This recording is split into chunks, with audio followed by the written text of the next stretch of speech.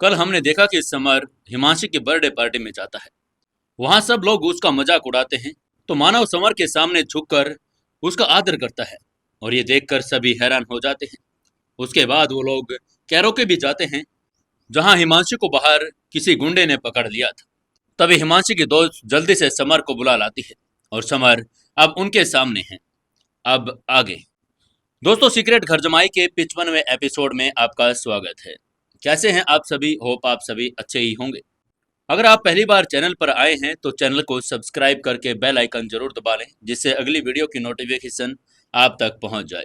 हम जल्द ही आपके लिए और भी नई नई कहानियां लेकर आने वाले हैं, तो अपने इस चैनल सुकून एफएम को ज़्यादा से ज़्यादा शेयर कीजिएगा। हर किसी के फ़ोन में अपने गांव और अपने शहर के व्हाट्सएप ग्रुप्स होते हैं, तो अपने उन सभी व्हाट्सएप ग्रुप्स में अपने इस वीडियो को ज़रूर शेयर कीजिएगा।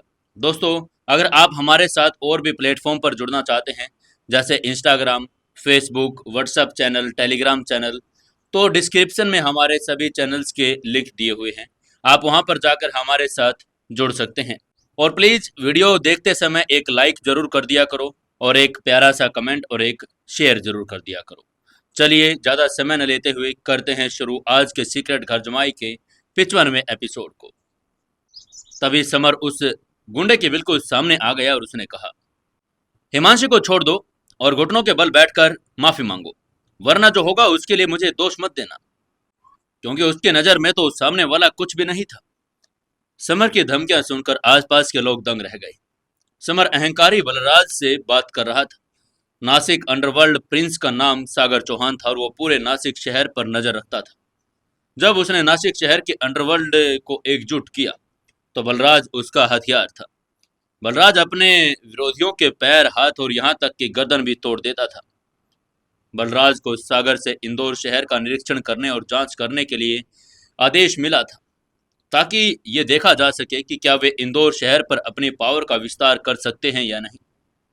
बलराज ने ठंडी मुस्कान के साथ कहा, दोस्त, तुमको ज्यादा अहंकारी नहीं हूं?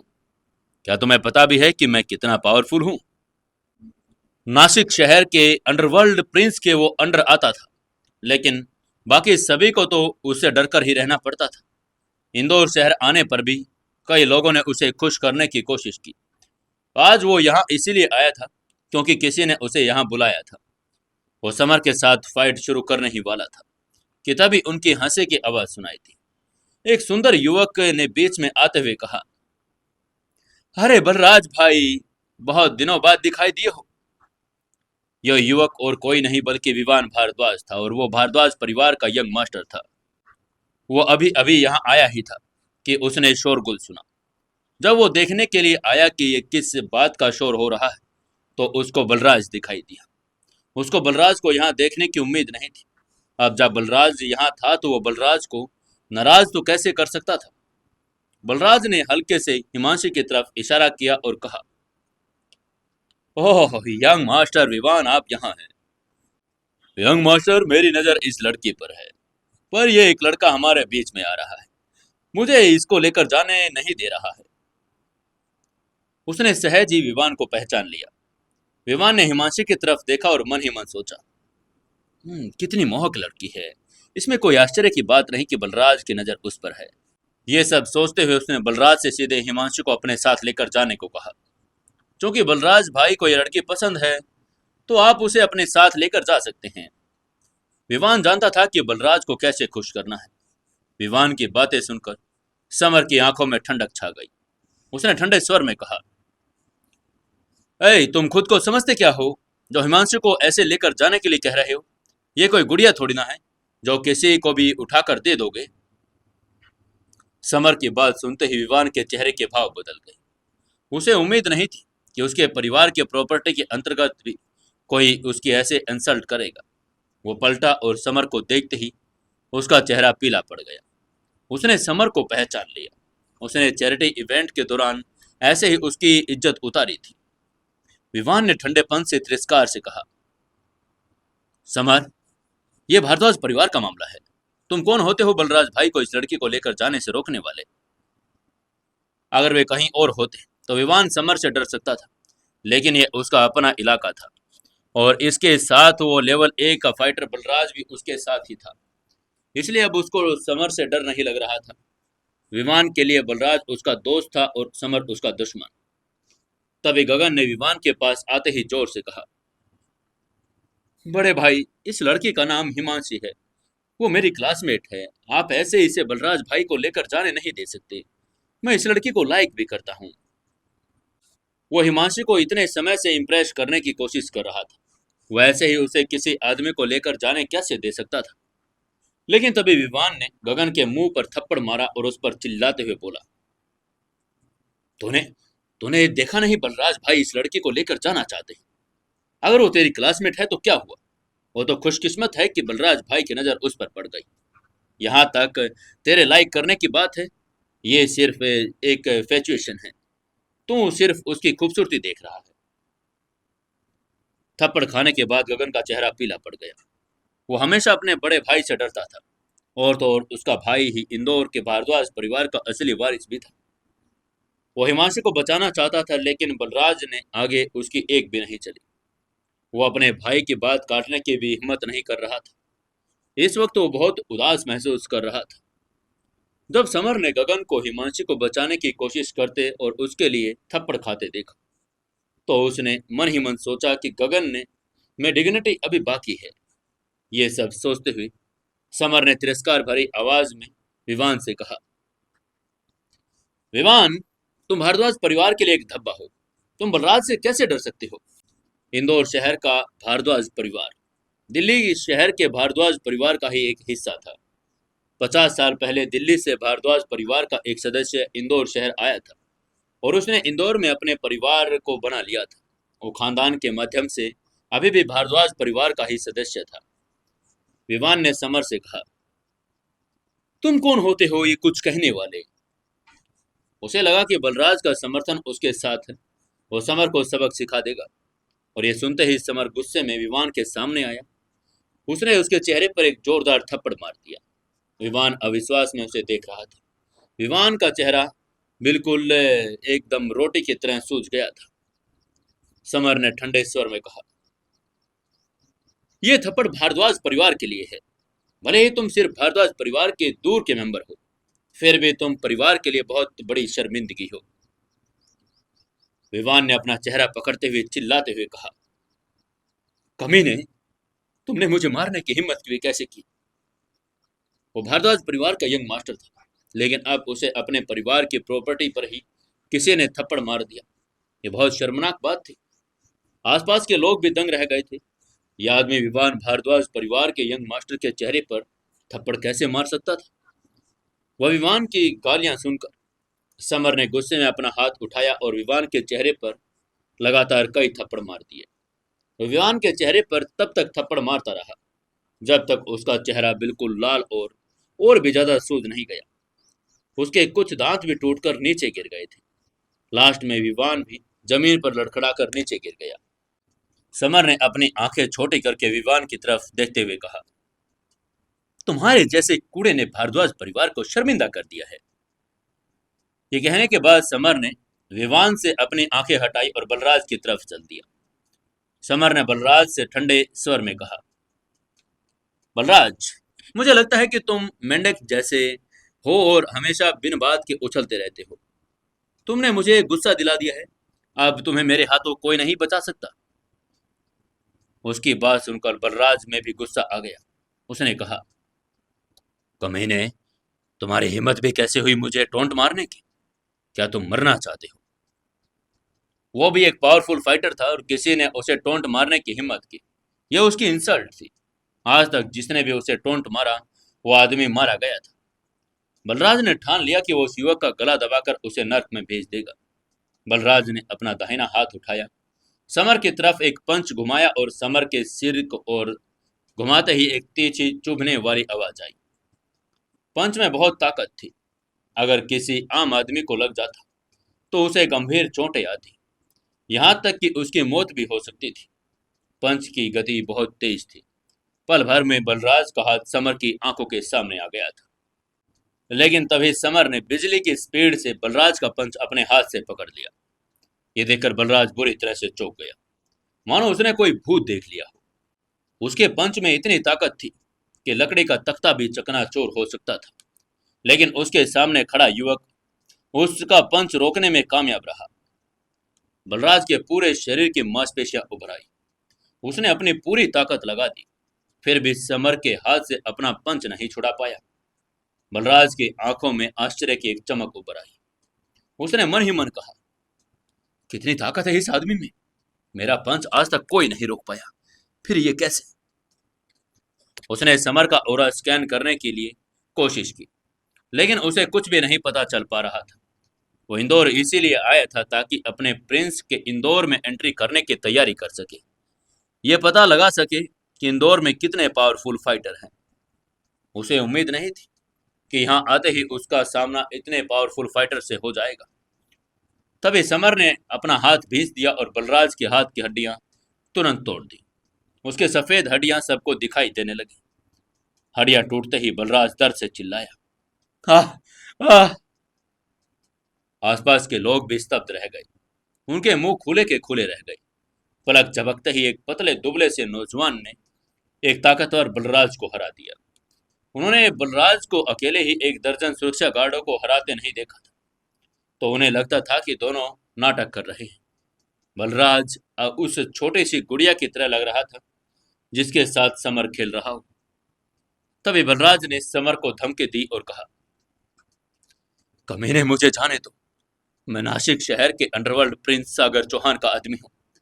अगर तुमने मुझे कुछ भी किया तो प्रिंस तुम्हें छोड़ेंगे नहीं।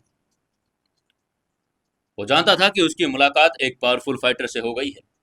वो खुद तो इस युवक का मुकाबला नहीं कर सकता था, इसलिए वो स्थिति से बाहर निकलने के लिए प्रिंस का ही नाम इस्तेमाल कर सकता था।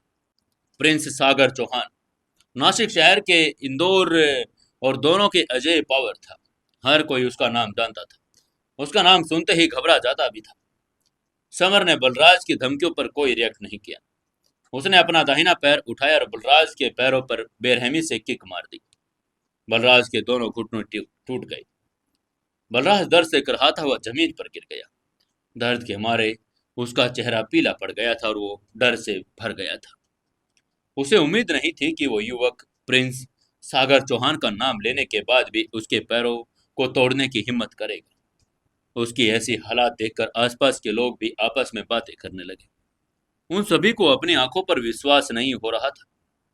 तभी एक लड़के ने हैरान होते हुए कहा, अरे अरे, ये बलराज घुटने टेक रहा है, वो ए लेवल का फाइटर है, ऐसे कैसे हार सकता है। उसके पास खड़े लड़के ने कहा, लेवल ए के फाइटर की बात तो छोड़ो, ये सोचो कि ये समर किस लेवल का फाइटर होगा जिसने बलराज को हरा दिया। उस लड़के ने कहा, हाँ, इसमें कोई शक नहीं कि समर पावरफुल है, लेकिन उसने प्रिंस सागर चौहान को नाराज कर दिया। अब प्रिंस सागर उसे छोड़ेंगे नहीं। आसपास के लोग उत्साह से चर्चा कर रहे थे। समर की ताकत देखकर वो सभी दंग रह गए थे। कुछ लोग डर भी रहे थे कि नासिक से लोग जरूर उसका बदला लेंगे, और ये सभी लोग इंदौर के नागरिक थे, इसलिए उन सभी को आगे चलकर होने वाले खून खराबे से डर लग रहा था। तभी समर ने हल्की मुस्कान के साथ हिमांशी को अपनी तरफ खींचते हुए कहा, हिमांशी, चलो चलते हैं। निधि, अनाया और संजना, तुम भी चलो। उसके बाद वो तीनों लड़कियां भी पीछे चल पड़ी। वो यहाँ और नहीं रुकना चाहते थे क्योंकि यहाँ खून की तेज बदबू आ रही थी। यहाँ तक कि बलराज की बात थी, वो दर्द में बेहोश हो चुका था। बलराज घमंड से इंदौर आया था और लेकिन समर ने उसे बुरी तरह से कुचल दिया था। अगर बलराज इस मुठभेड़ में मरा नहीं तो क्या हुआ, वो अब उसका पूरी तरह से ठीक होना भी नामुमकिन था। उसको अपना बाकी का जीवन व्हीलचेयर पर बिताना ही पड़ेगा। तभी काले कपड़ों वाले एक आदमी ने विवान के पास आते हुए कहा, यंग मास्टर, बलराज एक ताकतवर फाइटर है जो नासिक के अंडरवर्ल्ड प्रिंस के लिए काम करता है। मुझे डर है कि प्रिंस सागर अब हमें इस घटना के लिए दोषी ठहराएगा। कैविटी भारद्वाज परिवार की प्रॉपर्टी थी। बलराज पिटाई के बाद बेहोश हो गया। अगर सागर ने भारद्वाज परिवार पर इन घटनाओं का आरोप लगाया तो मुसीबत में पड़ जाएंगे। इंदौर का भारद्वाज परिवार दिल्ली के भारद्वाज परिवार का एकमात्र छोटी सी ब्रांच थी। अगर वो मुसीबत में होंगे तो दिल्ली का भारद्वाज परिवार उनके बीच में नहीं आएगा। मुख्य समस्या यही थी कि प्रिंस सागर का बैकग्राउंड स्ट्रॉन्ग था, दिल्ली का चौहान परिवार उसके साथ था। विमान ने उदास होकर कहा, लेकिन लेकिन बलराज को समर ने पीटा है। हमने कुछ नहीं किया, हम तो उसका साथ दे रहे थे। देखो, मैं भी तो उसका साथ देने की वजह से पिट चुका हूँ, इसलिए मुझे लगता है प्रिंस हमें कुछ नहीं कहेंगे। उस काले कपड़े वाले आदमी ने कहा, यंग मास्टर, मेरे पास एक बहुत बढ़िया विचार है। हम समर पर दोष मर सकते हैं, उसे सबक सिखाने के लिए कोई पहला कदम उठा सकते हैं। विवान ने थोड़ा कंफ्यूज होते हुए पूछा, क्या मतलब? तुम क्या कहना चाहते हो, साफ साफ बताओ। काले कपड़े वाले आदमी ने धीमी आवाज में कहा, यंग मास्टर, हम बलराज को वापस नासिक भेज सकते हैं। प्रिंस सागर चौहान को बता सकते हैं कि समर ने उसे पीटा। सागर चौहान के गुस्सेल स्वभाव के चलते वो समर को सबक सिखाने के लिए किसी न किसी को तो यहाँ जरूर भेजेंगे। कोई बात नहीं, ये कोई नहीं सोच सकता कि अगर वो बलराज को नासिक शहर वापस भेज दे तो उसे प्रिंस सागर चौहान का प्यार मिल जाएगा। सागर चौहान बलराज का बदला लेगा, समर को सबक सिखा देगा। सागर चौहान नासिक अंडरवर्ल्ड का लीडर था और वह एक बहुत पावरफुल फाइटर था। अगर वो कुछ समर को सबक सिखाता तो समर के बचने का कोई रास्ता नहीं बचता। लेकिन अभी भी वो गुस्से में था। विवान ने धमकी भरे अंदाज में मन ही मन सोचा, समर, क्योंकि तुमने मेरे मुंह पर थप्पड़ मारा, इसीलिए मैं सागर चौहान को तुम्हें सबक सिखाने के लिए कहूंगा। अपनी मौत का इंतजार करो समर। उसकी आंखों में जानलेवा ओरा आ गया था। यह सोचते हुए उसने काले कपड़े वाले आदमी से कहा, जाओ जाओ और एक गाड़ी तैयार करो। बलराज को वापस सागर चौहान के पास भेज दो। उसे सारी घटनाएं भी बता देना। समर की पूरी जानकारी एक कॉपी भेज देना। वो समर की जानकारी खास तौर पर सागर चौहान को देना चाहता था, ताकि सागर चौहान उसने आसानी से निपट सके। विवान समर से अकेले बदला लेने के लिए सागर चौहान का इस्तेमाल करना चाहता था। काले कपड़े वाले आदमी ने सिर झुकाकर कहा, ठीक है यंग मास्टर, मैं अभी अभी नासिक के लिए निकल रहा हूं।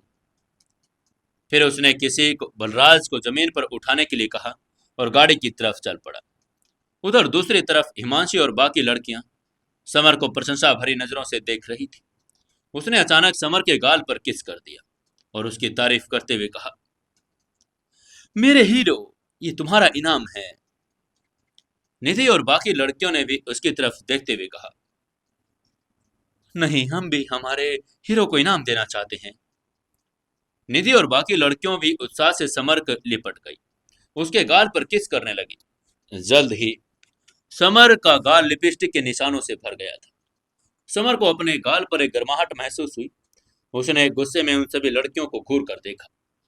इस समय रात के 10 बज गए थे। आसमान बिल्कुल काला था और हल्की हल्की ठंड भी पड़ने लगी थी। हिमांशी का जन्मदिन की पार्टी खत्म हो चुकी थी, इसलिए निधि अपनी गाड़ी में हिमांशी और समर को निपानिया पैलेस ले गई। समर और हिमांशी को निपानिया पैलेस में जाता हुआ देखकर निधि के सुंदर चेहरे पर आश्चर्य की एक झलक दिखाई दी। वो यहाँ सिर्फ हिमांशी को छोड़ने आई थी।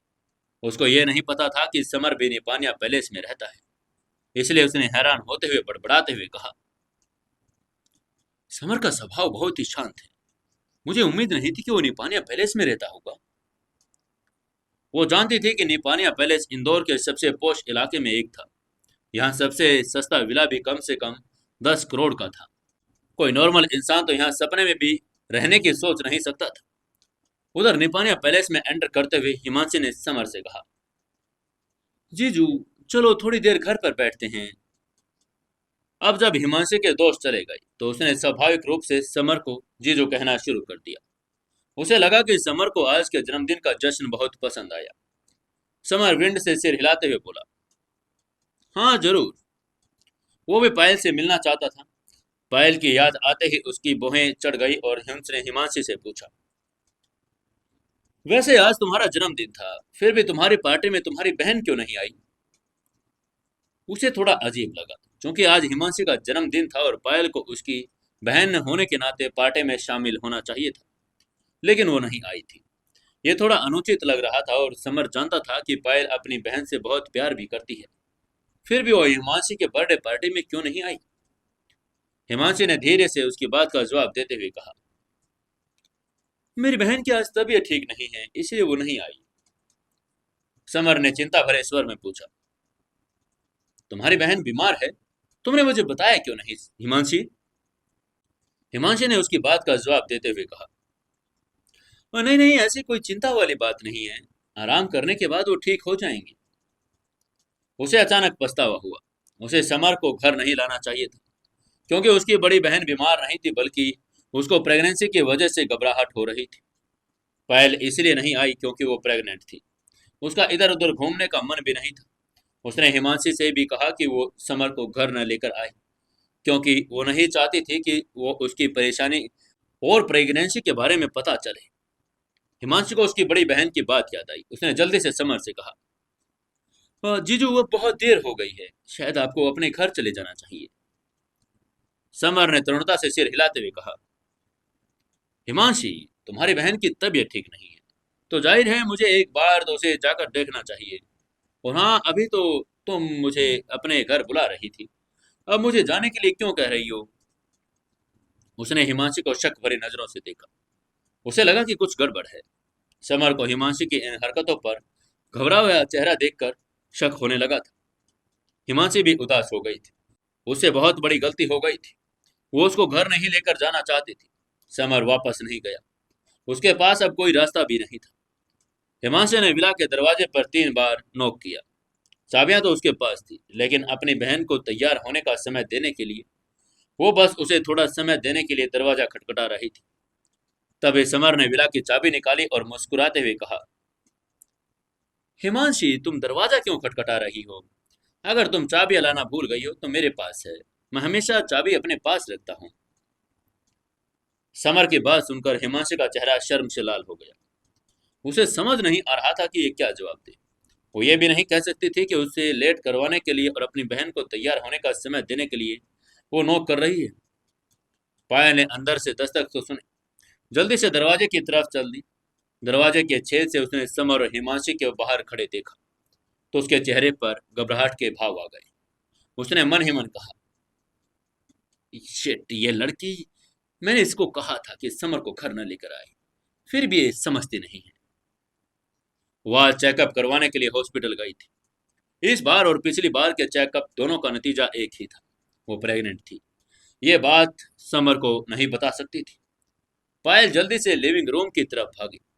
उसने मेज पर रखी प्रेगनेंसी की रिपोर्ट उठाई, ताकि समर को पता न चले। उसने वो रिपोर्ट को सोफे के नीचे पटक दिया। जैसे उसने छिपाया, समर ने चाबी से दरवाजा खोल दिया। वहीं समर अब और इंतजार नहीं कर सकता था। दरवाजा खुलते ही पायल के चेहरे की घबराहट साफ झलक रही थी। उसने घबराहट में समर से पूछा, समर, तुम यहाँ क्या कर रहे हो? ये बहुत जोखिम भरा था। उसने अभी अभी सोफे के नीचे प्रेगनेंसी रिपोर्ट रखी थी। अगर थोड़ी सी भी देर हो जाती तो समर को पता चल जाता कि वो प्रेग्नेंट है। समर ने पायल की तरफ जाते हुए कहा, पायल, मुझे हिमांशी से पता चला कि तुम्हारी तबीयत ठीक नहीं, इसलिए मैं तुम्हें देखने आया हूँ। उसने देखा कि पायल का चेहरा पीला पड़ गया था। उसकी त्वचा पर असामान्य लालिमा थी, जिससे पता चलता था कि वो सचमुच में बीमार थी। तभी संयोग से पायल को छींक आ गई। उसने समर को बहाना बनाते हुए कहा, हाँ, मुझे थोड़ी सर्दी हो गई थी, कोई बात नहीं, तुम्हें चिंता करने की जरूरत नहीं। समर पायल के सामने आया। उसने मुस्कुराते हुए कहा, सर्दी, तुम्हें ज्यादा पानी पीने और आराम करने की जरूरत है। आओ बैठो और आराम करो। वो पायल को सहारा देकर सोफे तक ले गया। उसके लिए एक गिलास पानी लाया और फिर खुद भी सोफे पर बैठ गया। समर को बैठा देखकर पायल के चेहरे के भाव बदल गए। ऐसा इसलिए था क्योंकि समर प्रेगनेंसी रिपोर्ट के ठीक नीचे ऊपर बैठा था। अगर सोफे का कुशन न होता तो वो बस पकड़ी ही जाती। समर ने पानी का गिलास उठाया, उसकी तरफ इशारा करते हुए प्यार से कहा, पायल, इधर आओ, मैं तुम्हें पानी पिलाता हूँ। पायल के चेहरे पर अनिच्छा से मुस्कान आ गई। उसने कहा, मैं खुद पी लूंगी। पायल खुद पानी पीना चाहती थी, लेकिन समर नहीं माना। वो उसे पानी पिलाने में मदद करना चाहता था, क्योंकि उसे बहुत चिंता हो रही थी। पायल ने अनिच्छा से समर के हाथों पानी पीने लगी, लेकिन वो मन ही मन डरी हुई थी, कहीं समर सीट के नीचे पड़े कागज को न देख ले। तभी समर ने उससे कहा, पायल, तुम्हारा शरीर इतना अकड़ क्यों रहा है? पायल ने मुस्कुराने की कोशिश की और कहा, नहीं नहीं, ऐसी कोई बात नहीं, बस मुझे थोड़ी सी घबराहट हो रही है। समर ने हल्की सी मुस्कान के साथ अपना हाथ थमाते हुए कहा, घबराओ मत, सर्दी जुकाम कोई बड़ी बीमारी नहीं है, देखना कल तक तुम ठीक हो जाओगी। उसकी बातों का जवाब पायल ने बस हाँ में सिर हिलाकर कहा, लेकिन उसका मन कर रहा था कि वो रो पड़े। वो समर की वजह से घबराई हुई थी, उसका पूरा शरीर अकड़ गया था। वो साथ साथ समर के हाथों से सिप सिप करके पानी भी पी रही थी। जब पानी खत्म हुआ तो पायल ने घबराते हुए धीरे से कहा, समर, लगभग 10 बज चुके हैं, अब तुम्हें घर जाना चाहिए, वैसे भी अब मुझे आराम करना है। अगर आम दिनों की बात होती तो पायल समर को घर जाने के लिए बिल्कुल नहीं कहती। वो उसे रुकने और बात करने और थोड़ी देर साथ रहने के लिए कहती। लेकिन आज ऐसा नहीं था। वो जल्द से जल्द उसको वहां से भेजना चाहती थी। उसकी नजर अभी भी वहीं रिपोर्ट पर टिकी हुई थी। समर ने चिंता भरे भाव से पूछा, पायल, तुम बीमार हो? मैं तुम्हारे साथ और समय बिताना चाहता हूँ। समर की आंखों में चिंता देखकर पायल भावुक हो गई, लेकिन वो फिर भी उसे वहां जल्दी से भेजना चाहती थी ताकि उसे रिपोर्ट न मिले। पायल ने समर के चेहरे की तरफ देखकर मुस्कुराते हुए कहा, समर, मुझे पता है तुम मेरी चिंता कर रहे हो, लेकिन मुझे सर्दी जुकाम है, मैं बस आराम करना चाहती हूँ। अगर तुम यहाँ रहोगे तो मैं आराम भी नहीं कर पाऊंगी, इसलिए तुम अपने घर चले जाना चाहिए। समर ने भौहें सिकोड़ते हुए कहा, पायल, तुम हमेशा से चाहती हो कि मैं तुम्हारे साथ ज्यादा समय बिताऊं, फिर अब तुम मुझे घर जाने के लिए क्यों कह रही हो? वो थोड़ा उदास महसूस कर रहा था। उसे आश्चर्य हो रहा था कि पायल हमेशा उसे अपने पास रहने और फिल्म देखने, खाना खाने के लिए रोकती रहती थी। उसे लगा कि पायल के साथ कुछ तो अजीब है। वो कई दिनों से बहुत अजीब व्यवहार कर रही है, लेकिन वो समझ नहीं पा रहा था कि उसे क्या हो गया है। उसे लग रहा था कि गड़बड़ तो जरूर है। पायल ने मुस्कुराते हुए उससे कहा, समर, ऐसी कोई बात नहीं है, मैं भी तुम्हारे साथ समय बिताना चाहती हूँ, लेकिन अभी मुझे आराम करने की जरूरत है और मैं थोड़ी देर सोना चाहती हूँ, इसलिए कह रही हूँ, प्लीज आज घर वापस चले जाओ। अगर तुम यहाँ रहोगे तो मुझे नींद भी नहीं आएगी, मेरा भी तुम्हारे साथ बात करने का दिल करेगा। मैं क्या कहती हूँ, तुम अभी चले जाओ, मैं आराम कर लूंगी। ऐसा करना, तुम कल जब भी फ्री हो तो आ जाना, साथ में समय बिताएंगे। उसकी बात सुनकर समर ने हाँ में सिर हिलाते हुए कहा, ठीक है पायल, तुम आराम करो, कल मुझे जब भी समय मिलेगा तो मैं तुमसे मिलने आ जाऊंगा। ये कहकर समर मुड़ा और वहां से चला गया। चूंकि पायल बीमार थी, आराम करना चाहती थी, इसलिए वो उसे ज्यादा परेशान नहीं करना चाहता था। हालांकि समर अभी भी पायल के इस अजीबो गरीब व्यवहार से उलझन में था। वहीं समर को जाता हुआ देखकर पायल ने गहरी सांस ली और अपनी छाती थपथपाई। उसे समझ नहीं आ रहा था कि किस बात का डर उसे इतना लग रहा था। पायल ने हिमांशु को घूरा, शिकायत भरे लहजे में कहा, हिमांशी, ये पूरी तरह से तुम्हारी गलती है। मैंने तुमसे कहा था ना कि मैं अपना चेकअप करवाने जा रही हूँ, और तुम समर को आज घर मत लेकर आना, फिर तुम उसको घर क्यों लेकर आई हो? अभी भी खतरनाक स्थिति के बारे में सोचकर उसे गुस्सा आ रहा था। यह सब हिमांशी की वजह से हुआ था। शुक्र है समर उसकी बात मानकर चला गया, वरना उसे जरूर पता चल जाता। हिमांशी को एहसास हुआ कि उसने बहुत बड़ी गलती कर दी। उसने तुरंत पायल से माफी मांगते हुए कहा, दीदी, मुझे माफ कर दीजिए, मैं भूल गई थी। वो ये भी जानती थी कि उसकी बहन का प्रेग्नेंट होना एक बहुत बड़ी प्रॉब्लम थी। ये लोग इस बात को किसी को बता नहीं सकते थे। फिलहाल यह बात उन दोनों के अलावा किसी और को पता भी नहीं था। हिमांशु को माफी मांगता हुआ देखकर पायल ने आह भरी और उसे और कुछ नहीं कहा।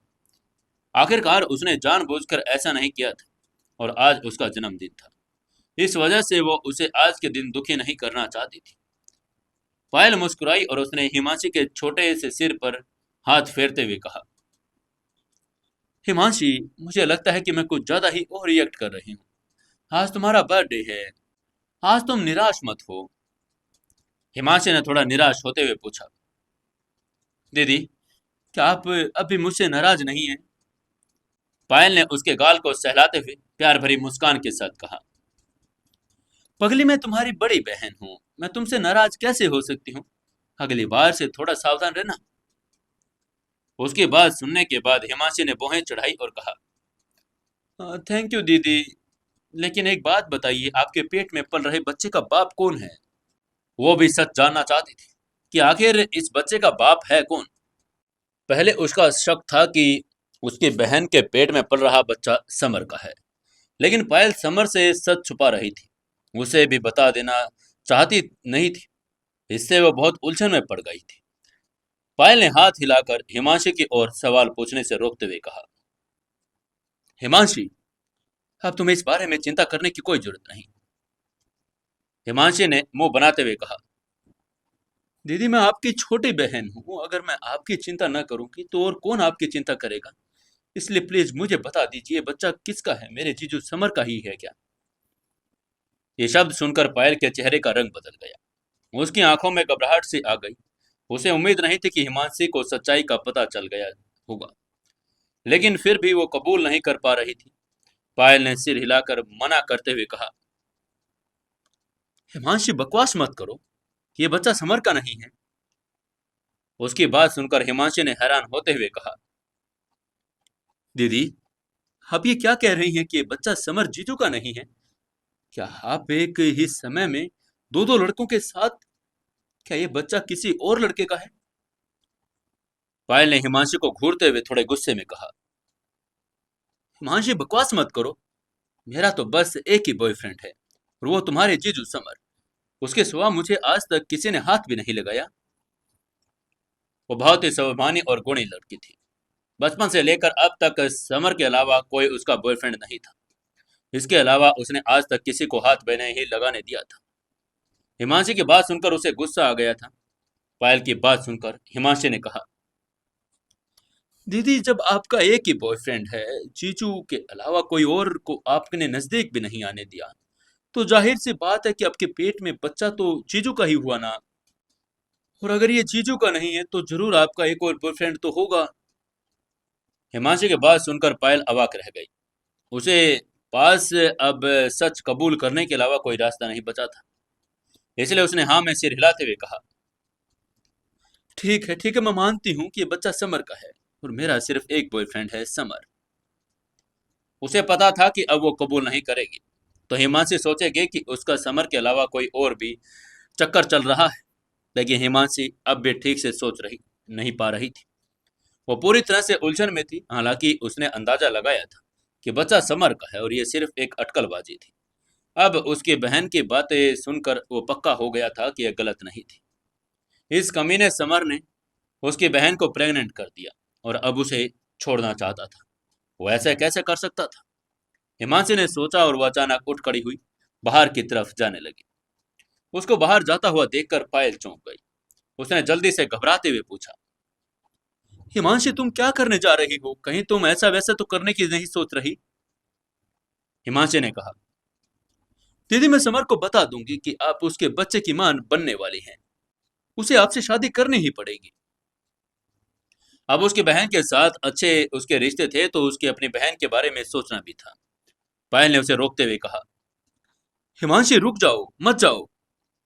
हिमांशी ने उसे मनाने की कोशिश करते हुए कहा, दीदी मैं ये सब तुम्हारे लिए ही तो कर रही हूँ, मुझे उसे अभी ये खबर बतानी होगी।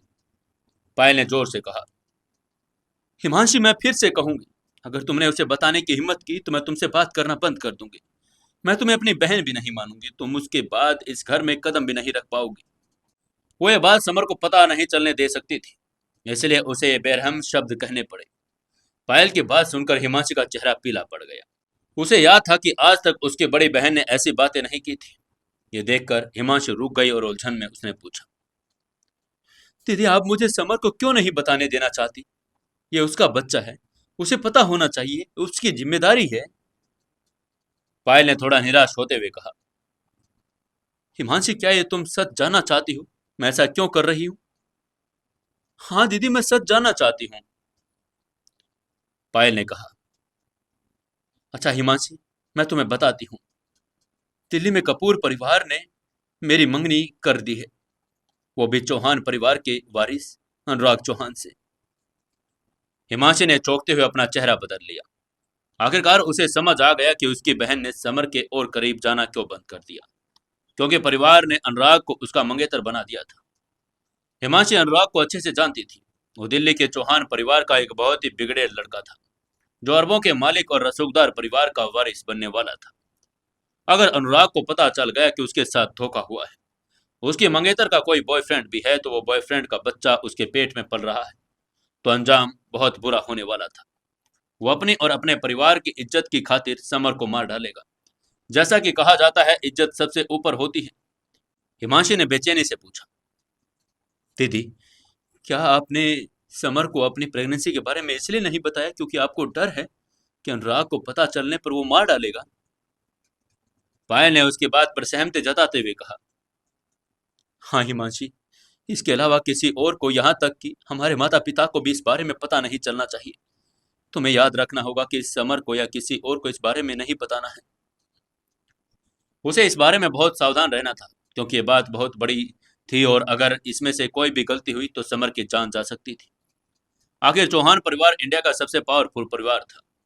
हिमांशी ने सिर हिलाते हुए कहा, चिंता मत करो दीदी, मैं किसी को नहीं बताऊंगी।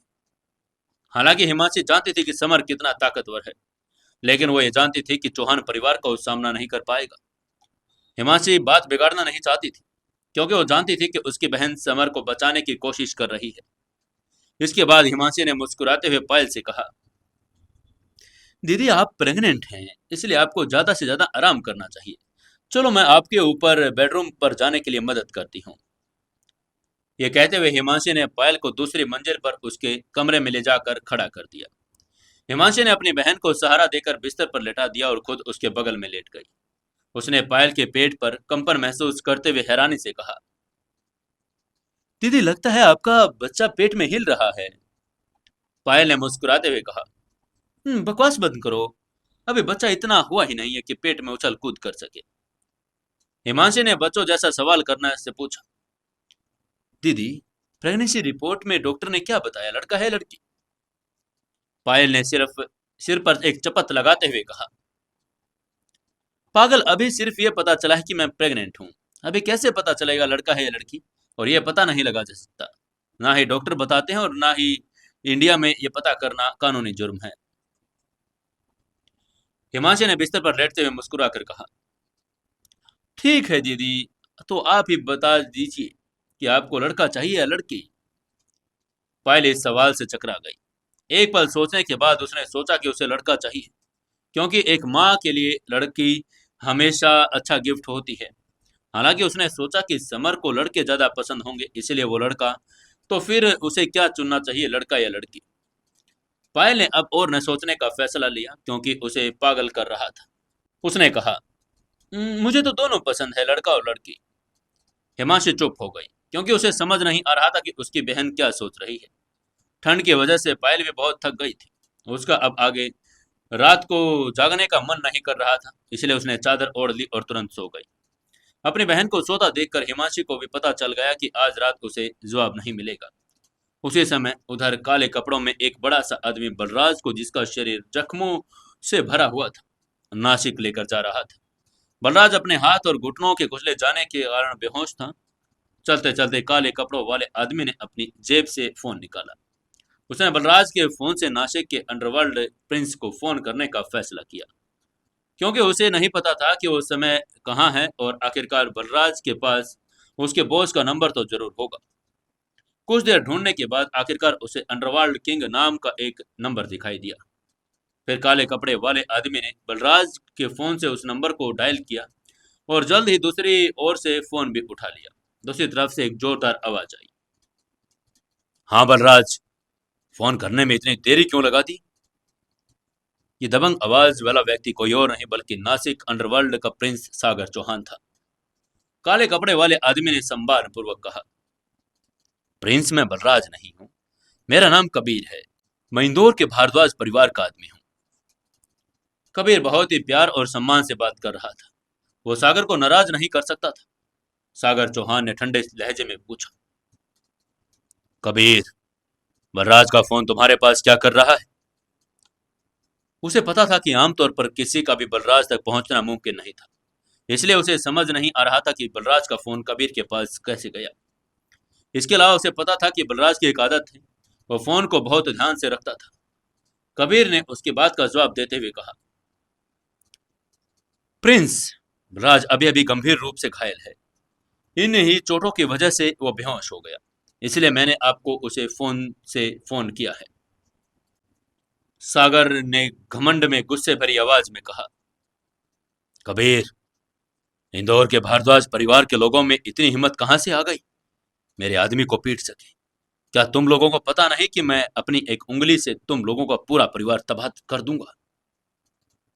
सागर को यकीन नहीं हुआ कि बलराज गंभीर रूप से घायल हो गया है। वही सागर की बात सुनने के बाद कबीर भी कांपने लगा। कबीर ने सागर को जल्दी से समझाते हुए कहा, हाइनेस, आपको बहुत बड़ी गलतफहमी हो रही है। बलराज को हमारे भारद्वाज परिवार ने नहीं बल्कि समर ने पीटा है। सागर ने हैरान होते हुए गुस्से में कहा, समर? ये कौन है समर? मुझे पूरी बात बताओ, हुआ क्या है?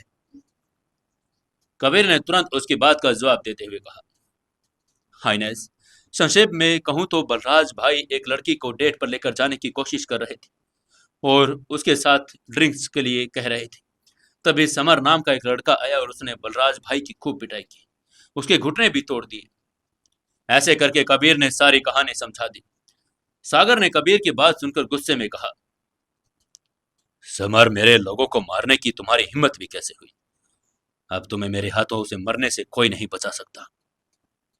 कबीर अब अपने चेहरे पर खुशी नहीं छिपा सकता था, क्योंकि उसका इरादा पूरा हो चुका था और सागर का गुस्सा देखकर पता चल गया था कि वो समर को मार ही डालेगा। सागर चौहान ने कहा, कबीर, बलराज को तुरंत नासिक विला में ले आओ, मैं तुमसे यहीं मिलूंगा। नासिक विला शहर का सबसे अच्छा और बड़ा विला था। नासिक विला में एक आर्टिफिशियल झील भी थी, जिसकी परिधि लगभग 10 मील की थी। कबीर ने सम्मान पूर्वक कहा, ठीक है हाइनेस, मैं अभी वहां आ रहा हूं। कबीर ने स्वाभाविक रूप से फेमस नासिक विला के बारे में सुना था। कबीर ने एक्सीलेटर दबाया और बेशक बेहोश बलराज के साथ नासिक विला की तरफ चल पड़ा। थोड़ी देर बाद वो नासिक विला भी पहुंच गई। विला को देखते ही उसने बड़बड़ाते हुए कहा, वाह, क्या खूबसूरत विला है। विला के चारों ओर काले कपड़ों में कुछ आदमी थे। वो सभी हट्टे कट्टे थे और तभी सागर की गैंग के आदमी थे। और जब वो एक 20 साल का सागर नौजवान लड़का था, हैंडसम था, उसकी आंखों वाला आइडियल और घमंडी भी लग रहा था। उसको देखकर कोई नहीं बता सकता कि वो नासिक का अंडरवर्ल्ड लीडर होगा। सागर चौहान के बगल में एक हट्टा कट्टा आदमी खड़ा था। उसके चेहरे पर एक जख्म का निशान था और वो बेहद खतरनाक लग रहा था। वो बलराज जैसा ही दिखता था। शायद वो बलराज का कोई भाई भी होगा। जब वो आगे गया तो उसको पता चला कि वो बलराज का भाई छोटा सुखराज था। बलराज और सुखराज सागर चौहान के दो सबसे पावरफुल ए लेवल के फाइटर थे। उन्होंने सागर के दो शेर के रूप में नाम दिया गया था। गाड़ी के अंदर बलराज की दयनीय हालत को देखकर सुखराज की आंखें गुस्से से भर गई। उसका पूरा शरीर गुस्से से कांप उठा था। उसने गुस्से में चिल्लाते हुए कहा, भाई, भाई, तुमने कष्ट सहे हैं, देखना इसका खामियाजा उसे भुगतना पड़ेगा। सुखराज एक ताकतवर फाइटर था। वो स्वाभाविक रूप से बता सकता था कि उसके भाई और हाथ और घुटने दोनों टूट गए हैं। उसका इलाज करना बेहद मुश्किल था। वो तो कभी भी दोबारा फाइट भी नहीं कर पाएगा। सुखराज ने ठंडे स्वर में कहा, समर, समर, तुमने मेरे भाई को दर्द दिया, मैं तुम्हारे लाखों टुकड़े कर दूंगा। सुखराज ने प्रिंस सागर से सुना था कि जिस आदमी ने उसके भाई के हाथ पैर तोड़े वह इंदौर से था और उसका नाम समर था। दोनों भाई एक दूसरे के बहुत करीब थे। नासिक शहर पर उनका शासन था और वो हमेशा एक दूसरे का साथ देते थे। सुखराज ने गुस्से में कबीर की गर्दन पकड़ी, उसे एक ही हाथ पे जमीन से उठा लिया और गुस्से में चिल्लाते हुए बोला, कबीर, कबीर, मेरा भाई भारद्वाज परिवार के लग्जरी एम्पर कैविटी में घायल हुआ है ना? कबीर ने भयानक चेहरे के साथ जल्दी से कहा, मुझे छोड़ दो, मुझे छोड़ दो। समर ने ही बलराज भाई को पीटा है, मेरा कोई कसूर नहीं है। उसे सांस लेना भी मुश्किल हो रहा था। उसे अपनी गर्दन टूटती हुई तो महसूस हुई। वो किसी भी क्षण मर जाएगा, उसे ऐसा लग रहा था। सुखराज ने ठंडे स्वर में कहा, कैविटी में तुम लोगों ने मेरे भाई को ठीक से देखभाल नहीं करा, गलती तुम्हारी ही है। उसकी आंखों में किलिंग इंटेंट चमक रहा था। सुखराज ने एक ही हाथ से कबीर का गला तोड़ दिया, उसके शरीर को मछलियों के शिकार के लिए झील में फेंक दिया। सुखराज खून का प्यासा हो गया था। उसने सागर चौहान के कई आदमियों को मारकर जेल में फेंक दिया। उसके मन में एक जबरदस्त किलिंग इंटेंट था। सुखराज का खुद का लेवल बलराज के समान ही था। अगर बलराज समर का मुकाबला नहीं कर पाया तो वो भी समर का मुकाबला नहीं कर पाएगा। सागर चौहान ने सिर हिलाया और ठंडे स्वर में कहा, मैं बलराज का बदला लेने के लिए समर को खुद मारना चाहता हूँ, लेकिन मेरे कजिन भाई अनुराग ने मुझे कल दिल्ली बुलाया है। वो मुझसे मिलना चाहता है। उसकी बात सुनकर सुखराज की आंखों में आश्चर्य की चमक आ गई। अनुराग चौहान दिल्ली के चौहान परिवार का यंग मास्टर था। सागर चौहान उसका चचेरा भाई था। दोनों एक दूसरे के बहुत करीब थे और सागर चौहान नासिक के अंडरवर्ल्ड का लीडर बनने में अनुराग की वजह से ही कामयाब हुआ था। सभी लोग सागर चौहान को अंडरवर्ल्ड प्रिंस समझते थे, लेकिन वो सिर्फ एक दिखावा था। असली अंडरवर्ल्ड प्रिंस अनुराग चौहान था, लेकिन असल में अनुराग ही सब कुछ कंट्रोल करता था। सागर ने सुखराज से कहा, सुखराज, भले ही मैं कल अपने कजिन भाई से मिलने जा रहा हूं, लेकिन हम समर को ऐसे नहीं जाने दे सकते। मैं प्राउड हेवन लेक के सतपाल को तुम्हारे साथ जाने के लिए कह दूंगा। सुखराज ने आश्चर्य से कहा, प्रिंस, आपका मतलब है कि सीनियर सतपाल समर को मारने के लिए मेरे साथ जाएंगे? सागर चौहान नासिक शहर की अंडरवर्ल्ड पर जीत पाने के लिए केवल बलराज और सुखराज की वजह से सफल नहीं हुआ था। और भी लोग थे। तीनों सीनियर मेंबर बेहद ताकतवर थे। एक लेवल ए का फाइटर था, बाकी दो ट्रिपल ए के फाइटर थे। सतपाल डबल ए का फाइटर था, जो सुखराज से कहीं ज्यादा पावरफुल था। सुखराज को विश्वास था कि अगर सीनियर सतपाल गया तो वो दोनों जरूर समर को मार देंगे। तभी काले कपड़ों वाला एक दुबला सा पतला बुजुर्ग आदमी अचानक सागर चौहान के पास आया। उसने कहा, अंडरवर्ल्ड प्रिंस, हमें समर को मारने के लिए कब निकलना है? सागर ने हल्की मुस्कान के साथ विला की तरफ बढ़ते हुए कहा, आज रात मैं कुछ गिफ्ट्स तैयार करूंगा। जब मैं कल दिल्ली अपने कजिन भाई से मिलने जाऊंगा, मेरे जाने के बाद तुम लोग भी समर को मारने के लिए इंदौर की तरफ चले जाना। आज तक उसका विरोध किसी ने नहीं किया था। अगर समर ने बलराज को घायल करने की हिम्मत की तो उसे परिणाम तो भुगतने पड़ेंगे। सागर चौहान बेहद दबंग था और उसे कोई भी सब उसके सबोर्डिनेट धमकाने वाला की हिम्मत नहीं कर सकता था। सुखराज ने क्रूरता से कहा, समर, कल मेरे हाथों तुम्हारी मौत तय है।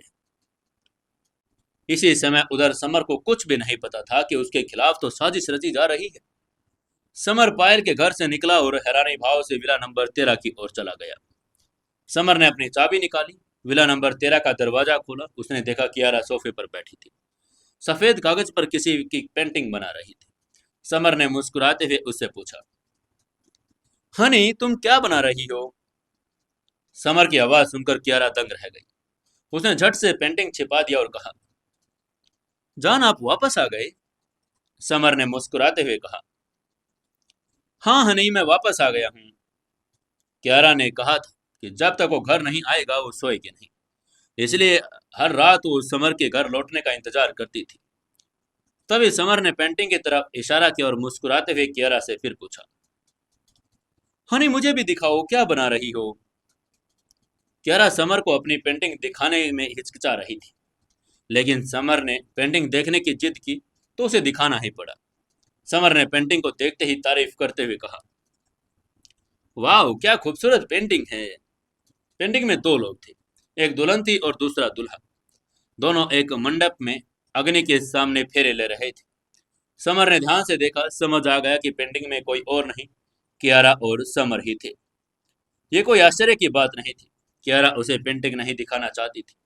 कियारा ने पेंटिंग देखते हुए फिर पूछा, क्या आपको लगता है कि हमारी शादी ऐसी ही होगी? वो अपने शादी का बेसब्री से इंतजार कर रही थी।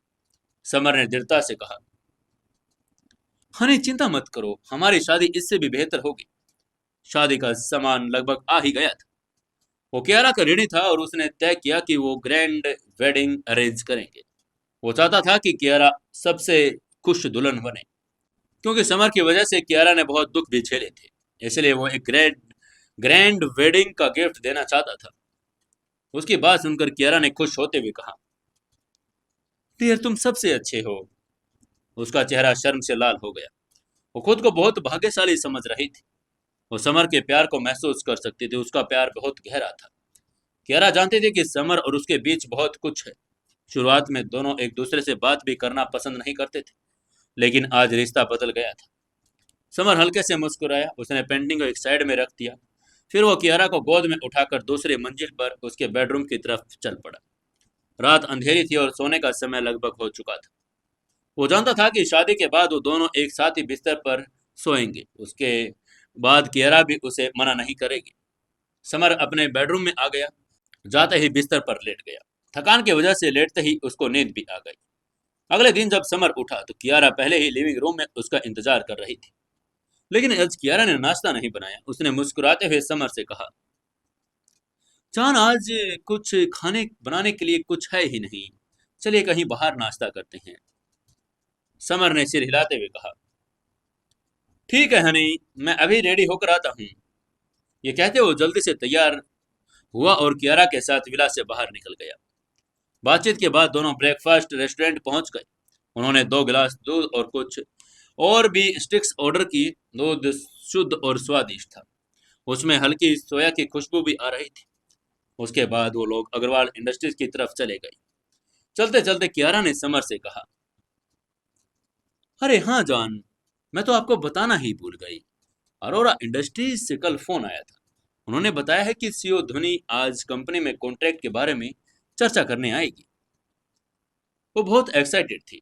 अरोरा इंडस्ट्रीज एक बहुत बड़ी इंडस्ट्री थी। उनके बीच ये कॉन्ट्रैक्ट बहुत इंपॉर्टेंट था। अगर अग्रवाल इंडस्ट्री और अरोरा इंडस्ट्री के बीच ये प्रोजेक्ट कामयाब हो गया तो कियारा को भरोसा था कि वो कंपनी का बिजनेस दूसरे शहरों में फैला पाएगी। समर ने बोहें चढ़ाते हुए पूछा, ध्वनि आ रही है तो तुम कंपनी की सीईओ हो, क्या तुम अकेले उसके साथ डील नहीं कर सकती? ध्वनि कंपनी में होने वाले कॉन्ट्रैक्ट पर चर्चा करने आ रही थी, इसलिए उसको लगा कि उसके साथ डील कियारा को ही करनी चाहिए। कियारा कंपनी की सीईओ थी। समर को उससे बात करने की क्या जरूरत थी? कियारा ने समर से कहा, जान, आप भूल गए हैं, आपने पिछली बार धोनी को बचाया था। वो आपकी एहसानमंद है, इसलिए उसने साफ साफ कहा था कि वो जो भी डील करेगी आपके साथ करेगी। बेशक अगर समर ने सिर्फ उसकी जान बचाई होती तो धोनी उसे सिर्फ थोड़ा बहुत इनाम देती। वो उसके साथ काम नहीं करती। एक बिजनेस वूमेन थी और इसलिए उसे प्रोजेक्ट में मुनाफे का ध्यान भी रखना था। लेकिन समर ने एंटिक चीजों में सुदेव को हरा दिया। राजा रवि वर्मा की पेंटिंग की भी असलियत समझ ली थी। तभी उसको लगा था कि यह प्रोजेक्ट करना उसके लिए अच्छा होगा। समर ने सिर हिलाते हुए कहा, ठीक है, मैं तुम्हारे साथ धोनी से पर्सनली मिलकर कॉन्ट्रैक्ट पर बात करूंगा। बात करते करते वो लोग अग्रवाल इंडस्ट्री पहुंच गए। सेल्स डिपार्टमेंट में एंटर करते ही समर ने धोनी और अरोरा इंडस्ट्री के बारे में जानकारी इकट्ठा करना शुरू कर दिया। धोनी 24 साल की थी। मैरिड स्टेटस अज्ञात था और वो मुंबई की सबसे अमीर लड़की, बिजनेस वर्ल्ड की क्वीन थी। वो बहुत ही सुंदर और इंटेलिजेंट भी थी। धोनी के बारे में जानकारी पढ़ने के बाद समर ने अरोरा इंडस्ट्री के बारे में जानकारी इकट्ठा की। अरोरा इंडस्ट्री इंडिया की सबसे बड़ी इंडस्ट्रियों में से एक थी। इसकी कीमत करोड़ों रुपए की थी और एंटिक ज्वेलरी, गोल्ड, रेस्टोरेंट और ट्रैवल इंडस्ट्री का काम करती थी। अरोरा इंडस्ट्री की मार्केट वैल्यू अग्रवाल इंडस्ट्री से 100 गुना अधिक थी। समर ने कागजात को धीरे से रखते हुए कहा, धोनी तो बहुत अमीर है, अरोरा इंडस्ट्री में बहुत सी कंपनी है। वो जानता था कि धोनी और अरोरा इंडस्ट्री दोनों ही नॉर्मल नहीं है। तभी प्राची दौड़कर उनके पास आई और उसने कहा, समर, बाहर जाकर देखो, अरोरा इंडस्ट्री के सीईओ धोनी यहाँ आई है। सीईओ ने हमें उनका स्वागत करने के लिए कहा है। समर ने अपने बालों को ठीक किया और कहा, प्राची, क्या तुमने कहा है कि धोनी आई है? प्राची ने हाँ में सिर हिलाया और कहा, हाँ, वो बिल्डिंग के बाहर खड़ी है। सीईओ और बाकी लोग उसका स्वागत करने गए हैं। सीईओ ने तुम्हें भी उनका स्वागत करने के लिए कहा है। समर ने प्राची के साथ बाहर जाते हुए मुस्कुराते हुए कहा, चलो देखते हैं। प्राची ने चलते चलते हैरान होते हुए पूछा, समर, सीईओ ने तुम्हें धोनी का पर्सनल स्वागत करने के लिए क्यों कहा है? वो जानती थी कि धोनी बहुत अमीर लड़की है और सुंदर भी थी, बहुत अमीर भी। धोनी जैसी कोई लड़की कंपनी में आती तो सीईओ और कंपनी के हायर एम्प्लॉय उसका स्वागत करते। इसलिए उसको समझ नहीं आ रहा था कि सीईओ ने समर को स्वागत करने के लिए क्यों कहा। समर ने मुस्कुराते हुए उसकी बात का जवाब देते हुए कहा, प्राची, सच कहूं तो धोनी खास मुझसे ही तो मिलने इंदौर आई है। उसकी बात सुनकर प्राची की आंखें अविश्वास से भर गई। उसे समर की बात पर यकीन नहीं हुआ। उसने मन ही मन कहा, क्या शेखी बगाड़ते रहते हो? समर प्लीज यूं शेखी बगाड़ना बंद करो। धवनी यहाँ तुमसे मिलने क्यों आई होगी? ये तो नामुमकिन है। वो हमारे जैसे रेगुलर एम्प्लॉय से तो बात भी नहीं करती होगी। प्राची की आंखों में अविश्वास देखकर समर ने मुस्कुराते हुए पूछा, प्राची क्या तुम्हें लगता है मैं शेखी बगा रहा हूँ? प्राची ने हाँ में सिर हिलाते हुए कहा, हाँ और क्या, तुम शेखी ही बगा रहे हो। उसे अभी भी समर की बात पर विश्वास नहीं था। क्या लगता है आपको, क्या समर की बात पर उसे विश्वास होगा? क्या ये डील फाइनल होगी? क्या चौहान परिवार के लोग समर को नुकसान पहुंचा देंगे? समर की शादी ठीक से होगी या नहीं? इन सभी सवालों को जानने के लिए जुड़े रहिए सुकून एफएम चैनल के साथ। दोस्तों, सुकून एफएम चैनल को सब्सक्राइब करें और लोगों तक शेयर जरूर करें। कहानी को ज्यादा से ज्यादा लाइक, शेयर और कमेंट जरूर करना।